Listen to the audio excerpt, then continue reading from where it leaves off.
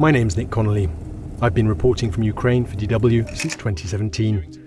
I was here when Vladimir Putin's troops crossed the border in February of 2022. We spent that first night in the bomb shelter under our office here in Kyiv.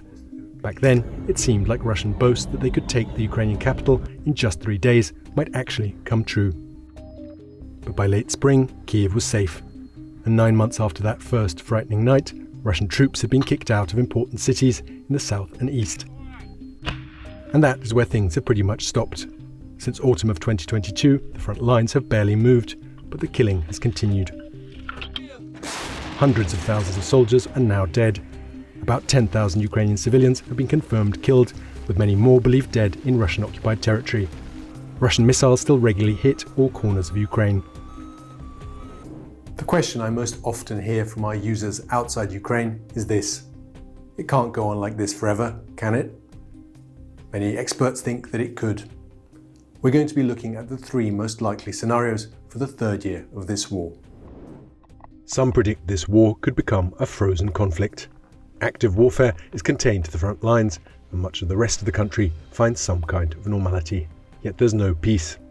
I think we have to be pretty clear at this point that the only way that this war ends in negotiation is that neither side actually has the ability to go on.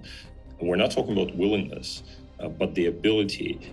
But what if instead, as Ukraine's exhaustion deepens, Russia takes advantage to make another attempt on Kyiv? Putin escalates the war. It is clear from Putin's public statements that he is not changing his war objectives. He keeps denying the existence of Ukraine. But not everyone's convinced that this war has to change for now. Some analysts say warfare will continue beyond the front lines, with neither side achieving much on the battlefield. They're expecting more of the same. History tells us that wars can go on for a very long time, and they can smoulder and almost look like they're dying out and then flare up again.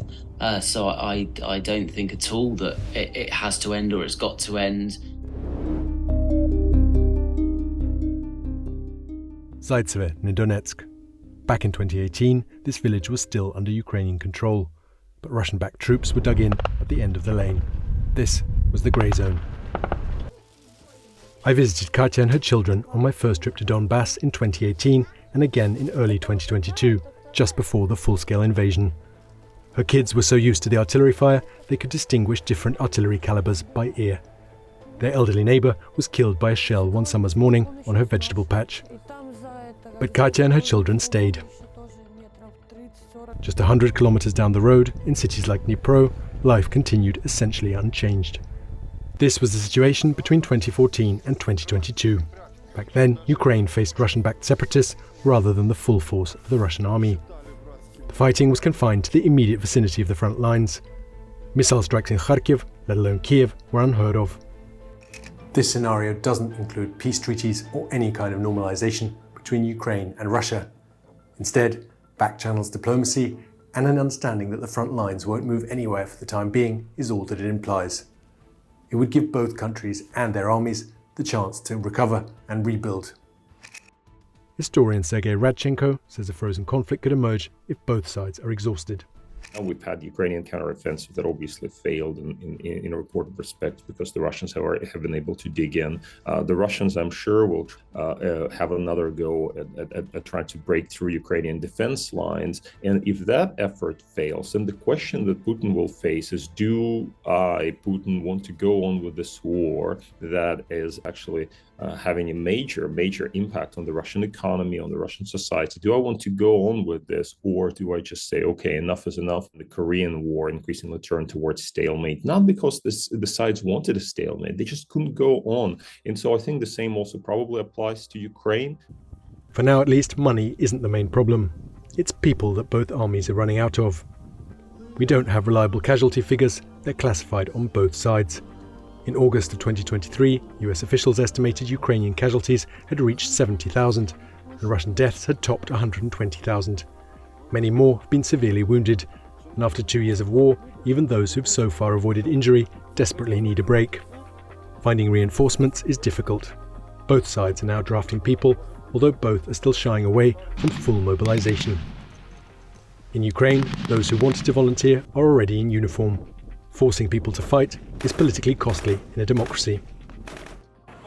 Russian authorities are running out of recruits from poorer regions willing to sign up for good salaries. They're now having to draft people in big cities like Moscow, which could provoke resistance even in an autocracy. For this conflict to be frozen, both sides need to be equally exhausted at the same time. If one country falters first, the other side will be tempted to push harder, which brings us to our second scenario. Vasilkiv near Kiev. It's day 2 of the Russian invasion. It seems like the Russian army might surround the capital, and we've been advised to get out. The main highway leading west towards Poland is gridlocked by hundreds of thousands of people trying to leave. We head towards Vasilkiv instead, but still get stuck in traffic. We're doing live interviews on our phones to try to tell people around the world what's happening here. During a break from our lives, we realised that we'd ended up in a traffic jam just outside a Ukrainian Air Force base, a base that had already been hit by Russian strikes. It was total chaos, and all of that was going on just 30 kilometers from the center of Kiev. It seemed like Russia might actually be able to take Kiev in 3 days, as Russian state TV had predicted. As it turned out, they couldn't. But could the Russian army come back and try again? Ukraine expert Orysia Lutsevich says Putin still thinks he can take the entire country, and could be even tougher at home after his re-election. And it is clear from Putin's public statements that he is not changing his war objectives. Russia this year really believes it has a chance. It has a chance to break Ukraine, and they will be breaking Ukraine militarily. Putin this year will try to take as much territory as possible while the West is preoccupied, and especially Washington, with domestic politics. Ukrainians will be on defensive mainly until the munitions and especially artillery is resupplied, because right now Russians have a 5-fold advantage compared to Ukraine. They will, on one hand, mobilize more people in the armed forces after Putin's, coronation, and they already put their economy on the war footing, very, substantially. That Russian war economy has munitions factories working around the clock, while the military also taps into huge Soviet-era stockpiles. Western sanctions are reducing Russia's capacity to produce high-tech missiles and planes. But Russia's ability to make shells and other basic weapons is undiminished. It also has a very helpful neighbour. North Korea has shipped an estimated 1 million artillery shells in just a few months. Promises to send that same number to Ukraine in a year were made and broken by the EU. Ukrainian soldiers in Avdiivka complained they were being comprehensively outgunned. Shells are in such short supply that many Ukrainian units are now resorting to using kamikaze drones instead. But these wouldn't be enough to prevent Russian escalation if the Kremlin's economic mobilization continues and Western support for Ukraine dwindles. And yet, what if after Avdiivka and all the recent setbacks, Ukraine is able to dig in and lay minefields just like Russia did after its defeats in 2022? Will Putin's army really do better in its counteroffensive?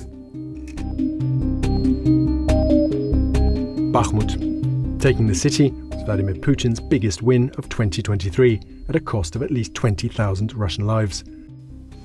I visited this Ukrainian unit nearby some 6 months after Russia took the city.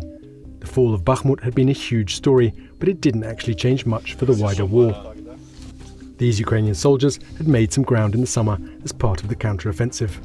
When we met them, they were hunkering down as Russia tried to do the same thing and push them back. The fighting on Ukraine's battlefields remains intense, but it's not translating into results. In 2022, tens of thousands of square kilometers of Ukrainian territory changed hands. In 2023, that figure was down to less than 1,000 square kilometers. War Studies researcher Mike Martin says he expects the war to continue like this. Maybe some small Ukrainian tactical retreats, but no major change on the map for now. So, at the moment, with Ukrainian munitions running low, Ukraine's actually having to pull back in a few areas of the front, slowly, and they're doing it in a way that inflicts maximum damage on the Russians. It's so-called attritional defense, where you retreat slowly and destroy as much as possible of your opponents, the Russians' infantry and equipment. But that's not the same as the Russians are about to roll up the Ukrainians and take over the whole of Ukraine. And the reason for that is because defense is much easier than attack. The Russians may well be able to take small amounts of ground at great cost, but they're not going to suddenly roll over and take over Zaporizhia or Odessa. And the Ukrainians know that they need to just move back very slowly. Fighting like this is costing thousands of lives and consuming huge resources. But for Zelensky, and also for Putin, it might look like the least bad option. For Volodymyr Zelensky and the Ukrainian public, freezing the conflict is unthinkable for now. And yet most military experts agree that Ukraine won't have the means to launch another land offensive for at least a year. Vladimir Putin, for his part, hasn't stopped talking about the history books and what he believes are Russia's claims to all of Ukraine. Freezing the conflict means losing face and credibility at home. An escalation would need many new recruits. Keeping the army the size it is carries fewer risks. Practical and also political inertia make the option loosely labelled as more of the same seem like the most likely of the scenarios we've looked at. But away from the stalemate on the front lines, new technology is making itself felt at sea and in the air. Long-range drones costing a fraction as much as a fighter jet or a navy ship are maturing and heading to mass production. Ukraine hopes they'll prove a game-changer. I think whilst they're deadlocked on land, stalemated in the land domain, I think we are going to see all sorts of interesting stuff happening. Ships sunk, oil pipelines burst, attacks on things inside Russia. And those types of activities are often very low resource, but high in ingenuity. Sea drones have already destroyed more than 20 Russian ships and a submarine, forcing the Black Sea Fleet to flee occupied Crimea. This has effectively broken Russia's blockade of Odessa, releasing Ukraine's grain exports. Ukrainians are using drones to deny Russians control and comfort of Crimea. And we already know that they are increasingly keeping their fleet in Novorossiysk rather than in Sevastopol.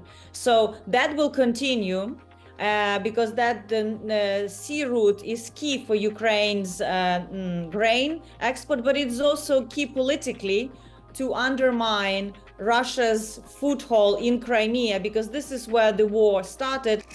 When Ukrainian drones hit the Ust-Luga oil and gas facility near St. Petersburg in January 2024, they were targeting Western-built equipment Russia would struggle to replace due to sanctions. Production at the plant stopped for weeks. The full extent of the damage still isn't known. There could develop some kind of balance of deterrence between Ukraine and Russia, and that would deter Russia from actually targeting Ukraine.